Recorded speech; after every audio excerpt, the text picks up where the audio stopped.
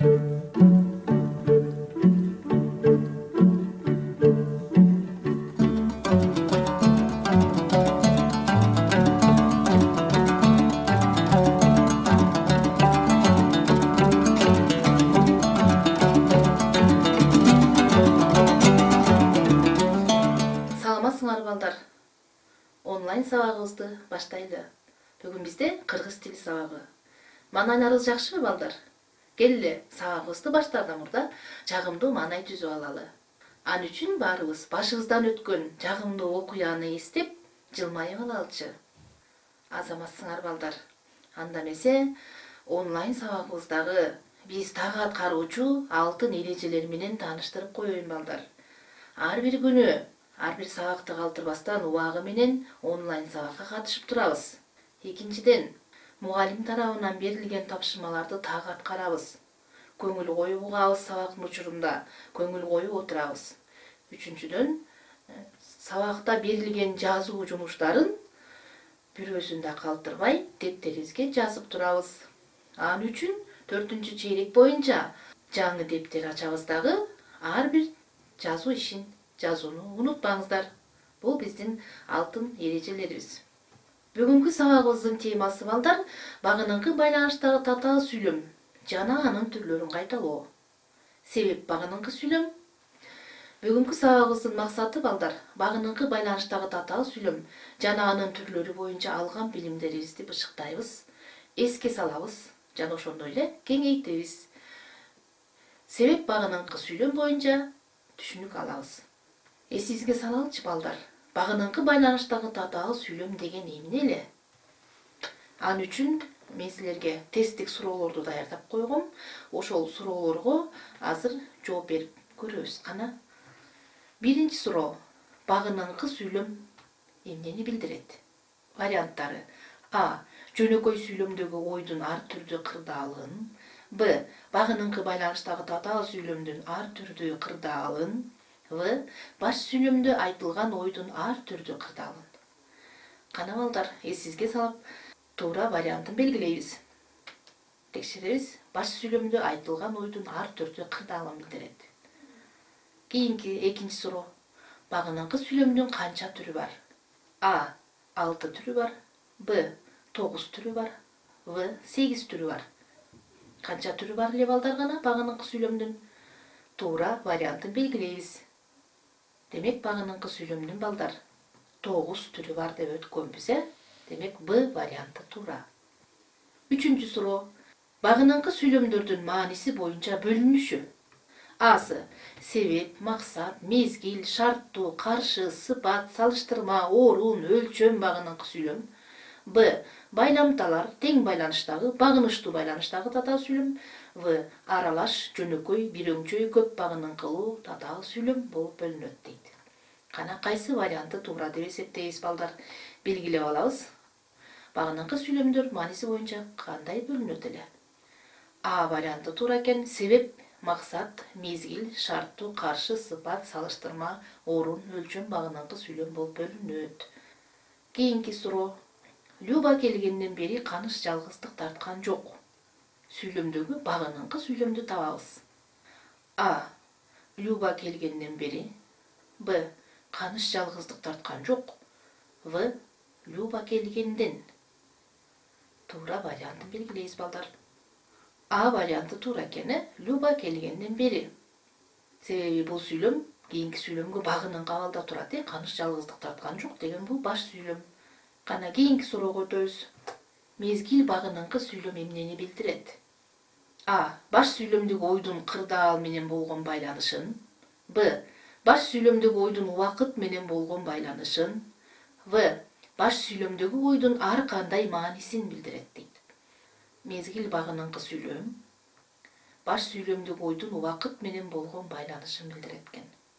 Б варианты туура экен, балдар? Шарттуу багыныңкы сүйлөм деген эмне? А.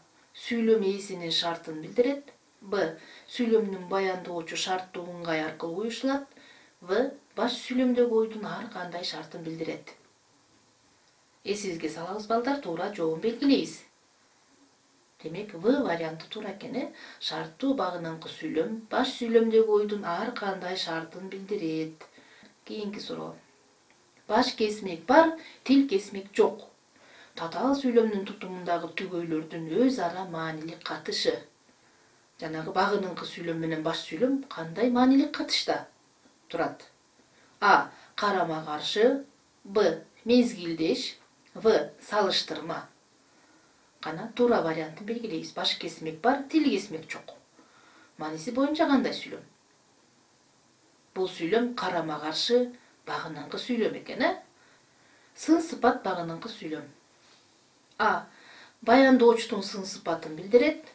Б. Баш сүйлөмдүн сын сыпатын билдирет. В. Багыныңкы сүйлөмдүн сын сыпатын билдирет. Текшеребиз. Б варианты туура, баш сүйлөмдүн сын сыпатын билдирет. Сын сыпат багыныңкы сүйлөм, баш сүйлөмдүн сын сыпатын билдирет деп өткөнбүз. Азаматтар туура белгилегендер. 9 суроо. Майрам болуп жаткан сыяктуу туш-туштан музыка үнү жаңырат.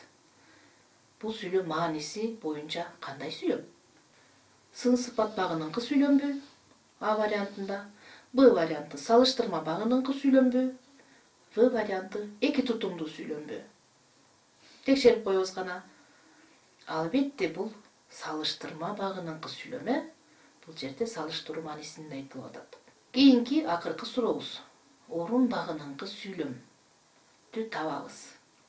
А вариантында ынтымак бар жерде ырыс бар. Б вариантында арыктын боюна келип отурдум. В вариантында көздөрү жайнап, жүздөрүнөн нур төгүлөт. Кана туура вариантын белгилейбиз. Ал үчүн орун багыныңкы сүйлөм деген эмне эле издейбиз? Демек, А варианты туура экен. Ынтымак бар жерде ырыс бар. Анда эмесе балдар, сабагыбызды уланталы. Анда эмесе азыркы тапшырма балдар, көзүбүз чарчап кетти го деп ойлоп атамын. Көзүбүздү эс алдырып, көнүгүү жасап алалычы көзүбүзгө. Алгач көнүгүүгө даярданып алабыз.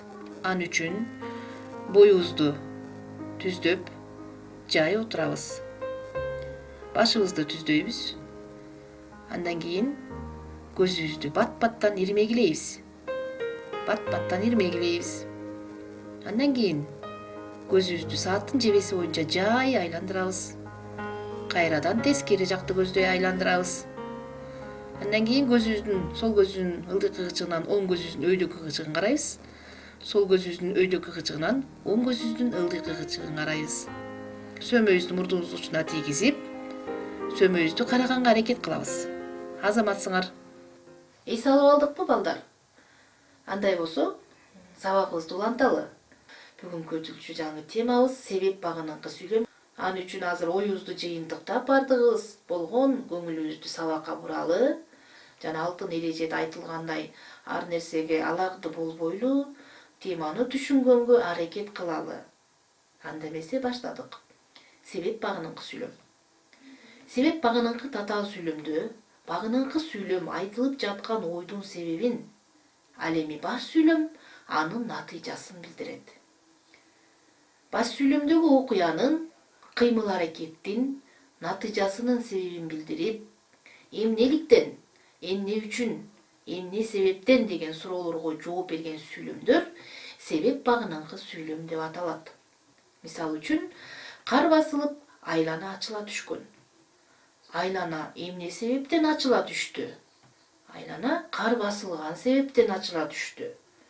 Көрдүңөр балдар, бул жерде айтылып жаткан баш сүйлөмдөгү айтылып жаткан ойдун себебин билдирип жатат. Багыныңкы сүйлөм, Кар басылган себептен айлана ачыла түшүптүр. Демек, бул мындай сүйлөмдү биз себеп багыныңкы сүйлөм дейбиз. Экинчи мисалды дагы көңүл бөлүп көрөбүз. Айыл тоонун түбүндө болгондуктан сырт ным, бактын жалбырактары шүйдүрүм. Сырт эмне үчүн ным, бактын жалбырактары шүйдүрүм? Себеби айыл тоодо болгондуктан. Көрдүңөр балдар, бул жерде дагы баш сүйлөмдөгү ойдун себебин билдирип жатат. Эмне себептен ным болуп, бактын жалбырактары шүйдүрүм болуп калыптыр? Себеби айыл тоонун этегинде экен да, тоодо экен да. Ошол себептен ным болуп шүдүрүм болуп калды деп атат. Мында көрдүңөрбү, байкасаңар да бир жолу баш сүйлөмдөгү айтылып жаткан ойдун себебин билдирет экен баш сүйлөм, себеп багыныңкы сүйлөм. Эми балдар, себеп багыныңкы сүйлөмдө баш сүйлөм менен багыныңкы сүйлөмдү байланыштыруучу грамматикалык каражаттар боюнча түшүнүк алабыз. Себеп багыныңкы сүйлөмдөр өздөрүнүн түзүлүшү жагынан да баш сүйлөм менен байланыштыруучу каражаттары боюнча да ар түрдүү. Биринчиси, ган атоочтук баяндоочко себеп маанисиндеги дык, тан мүчөсү жалгануу аркылуу уюшулат. Мисалы карайбыз. Аял бат-бат дем алгандыктан күрөө тамырлары чыңалып чыкты. Дем алган деген атоочтук баяндоочко себеп маанисиндеги дык, тан мүчөсү жалганып атат, көрүп атасыңарбы? Демек ушул аркылуу мүчөлөрдүн жалгануусу аркылуу баш сүйлөм менен багыныңкы сүйлөм байланышып атат. Экинчиден, ган формасындагы атоочтук баяндоочко үчүн, себептүү, соң, сайын, кийин деген жандоочтордун тизмектели айтылышы аркылуу. Мисалы, Мамбет боюн ала кача баштаган соң сөз Осмонго берилди. Байкайбыз, ган формасындагы атоочтук баяндоочко бул жерде соң деген жандооч айкалышып келатат. Карасаңар, Мамбет боюн ала кача баштаган соң сөз Осмонго берилди. Баштаган деген атоочтук баяндоочко, соң деген жандооч тизмектелип айтылып, анан баш сүйлөм менен багыныңкы сүйлөм байланышып атат. Экинчи мисалды карайбыз. Таң агарган сайын айлана даана көрүнө баштады.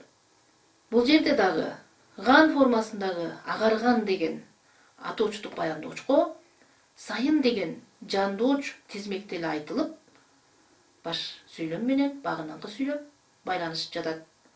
Үчүнчү, багыныңкы сүйлөмдүн баяндоочуна ып, ый формасындагы чакчыл мүчөлөрдүн жалганышы аркылуу.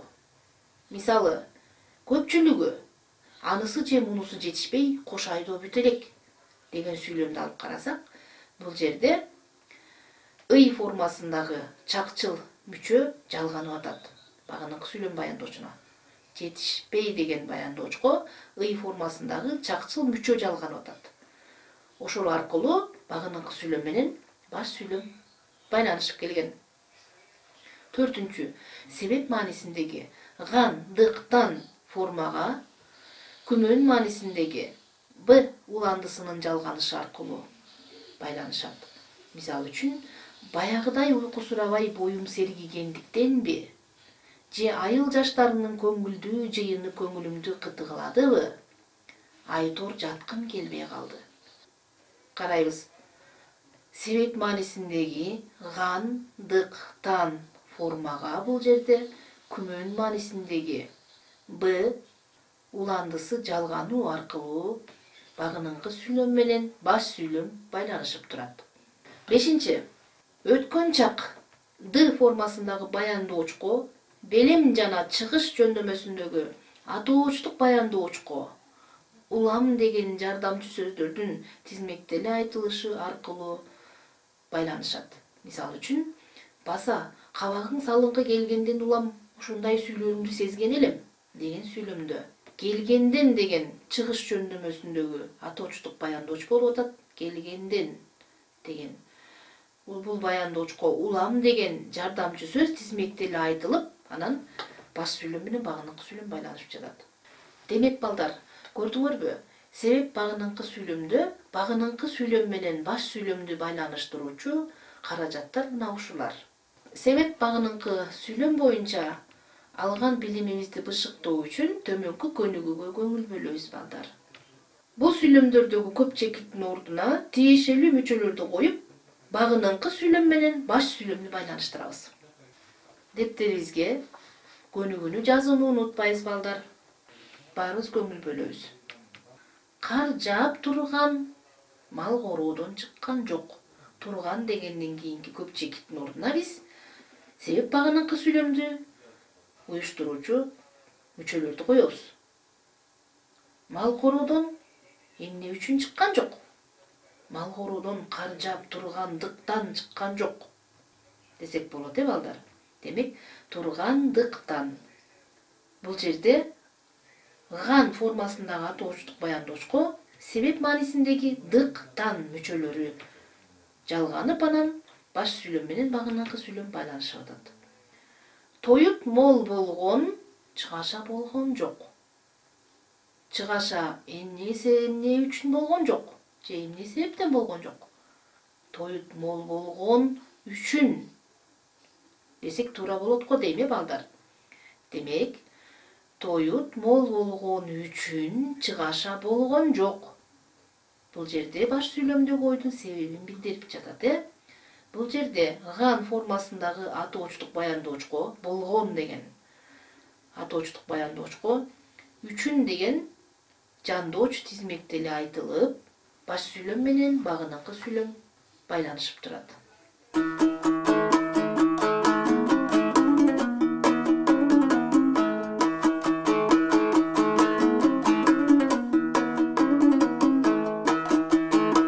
Өтүлгөн тема түшүнүктүү болдубу, балдар? Эгерде түшүнбөгөн, чала түшүнүп калган жерлериңер болсо, мага WhatsApp аркылуу байланышып, суроо берсеңер болот. Үйгө тапшырма алабыз.